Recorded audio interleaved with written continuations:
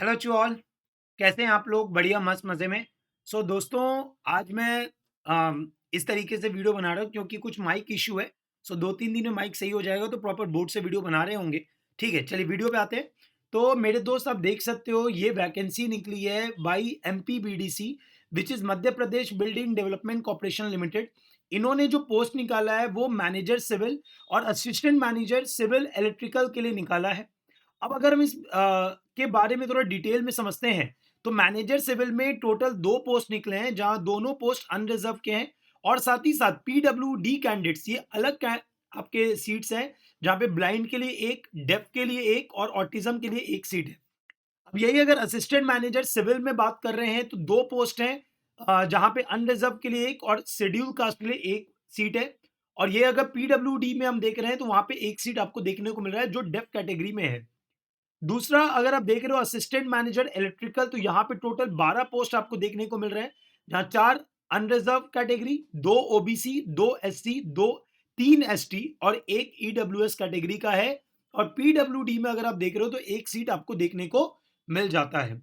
अब अगर हम यहाँ पे बात कर रहे हैं कि फर्दर हम कितने पोस्ट है और कितने अप्लाई हम कर सकते हैं, तो पहला चीज, जो बच्चा सिविल में है तो मैनेजर और असिस्टेंट मैनेजर दोनों के लिए सेपरेट अप्लाई कर रहे होंगे, साथ में आपको अप्लाई नहीं करना है। ऐसा नहीं होगा कि आपने एक बार अप्लाई कर दिया और दोनों के लिए अप्लाई हो गया, आप दोनों के लिए अलग अलग अप्लाई कर रहे होंगे।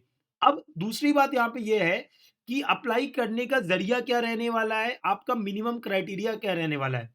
तो इन्होंने साफ साफ बोला है कि you must have qualified GATE 2023, 24 या 25, इन तीनों में से कोई एक बार आप क्वालिफाई होने चाहिए इस पर्टिकुलर वैकेंसी के लिए अप्लाई करने के लिए, है ना। और आपका बी बीटेक होना चाहिए सिविल एंड इलेक्ट्रिकल, मतलब it is not for diploma candidates, this is only for B BTech candidates.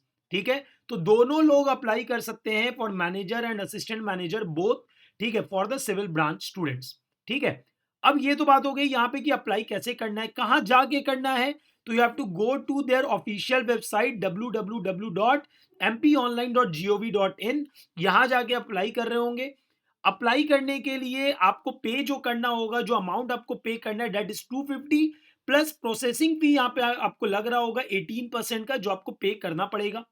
अब यहाँ पे अगर हम बात कर लेते हैं एज लिमिट क्या रहने वाली है, तो minimum age limit will be 21 years, और जो आपका डेट ऑफ एप्लीकेशन है जो कि 16 तारीख है, वहां पे आपका जो मैक्सिमम एज लिमिट रहने वाला है दैट विल बी 35 ईयर्स, मतलब 35 साल से आप बड़े होंगे तो आप नहीं अप्लाई कर सकते हैं। Although the age relaxation will be there for the reserve category students, जो अभी आगे बात कर रहे होंगे। अगर आप एज रिलैक्सेशन की बात करो तो S C S T OBC के लिए 5 साल, जो as per the MP government rules किया गया है। ऑल्सो आपको रिजर्वेशन तभी मिलेगा जब आप एमपी का डोमिसाइल आपके पास होगा। अगर आप पास एमपी का डोमिसाइल नहीं है तो आपको रिजर्वेशन में नहीं कंसिडर किया जाएगा, you will be treated as a unreserved category. तो सिलेक्शन प्रोसेस बड़ा क्लियर है भाई। आपका मिनिमम 65% स्कोर होना चाहिए ना बी बीटेक, और एक साल इधर 23, 24, 25, कोई एक साल जो आपका बेस्ट मार्क्स है वो आप प्रोवाइड कर रहे होगे, जिसके बेसिस पे आपका एक मेरिट लिस्ट निकलेगा। और उसके बाद आपका मेडिकल वेरिफिकेशन होगा, आपका मेडिकल एग्जामिनेशन होगा, and then the final list is going to come out. ठीक है बात। तो आप जब सिलेक्ट हो रहे होगे, you are going to be selected either as a manager और असिस्टेंट मैनेजर, जहां पे पहला 2 साल आपका प्रोबेशन पीरियड रहने वाला है। वो 2 साल कंप्लीट होने के बाद you will be absorbed as a manager और assistant manager in level 12 and level 10 respectively, है ना। अब यहाँ पे एक बात और ध्यान देना, यहाँ पे बॉन्ड है, सर्विस एग्रीमेंट बॉन्ड है। 1 लाख का बॉन्ड है for manager and 75,000 for assistant manager, जो आपको डिपॉजिट करना होगा इन। ठीक है, और वो फिर फर्दर आप जैसे ही आपका बॉन्ड खत्म होगा, आपने 3 साल मिनिमम सर्व कर लिया, आपको ये पैसा वापस कर दिया जाएगा। ठीक है, तो ये चीज आप ले सकते हो। Then some general instructions are there कि एक वैलिड मेल आईडी होना चाहिए जहां से आपको सारा कम्युनिकेशन मिल रहा होगा, और एटलीस्ट 1 ईयर तक आपका वो मेल आईडी आपका चलना चाहिए, वही मेल आईडी आप डाल रहे होगे।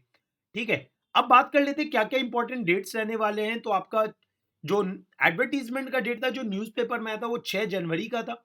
आपका जो एडवर्टीजमेंट का सबमिशन और एप्लीकेशन डेट जो ऑन हुआ, डेट इज 16 जनवरी।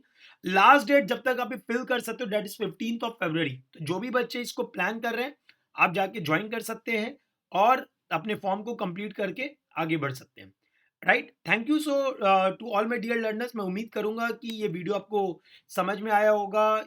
जो जो चीज़ ज़रूरी है वो बात मैंने आपको बता दी, और ये जो अभी है बस ये 1-2 दिन की बात है, because mic issue is that जहाँ से वॉइस आपको क्लियर नहीं आ रही, अटक के आ रही, इसलिए इस फॉर्म में मैंने वीडियो बनाया है। वंस दिस इज डन, आप प्रॉपर वे में सेशंस को देख रहे होगे on the smart board. Right, information आप तक पहुंचानी जरूरी थी, इसीलिए मैंने ये माध्यम चुना ताकि आपको सही से आपके पास इंफॉर्मेशन पहुंच जाए, क्योंकि वो ज्यादा इंपॉर्टेंट है। Right, so see you all for the next advertisement. Till then, bye bye.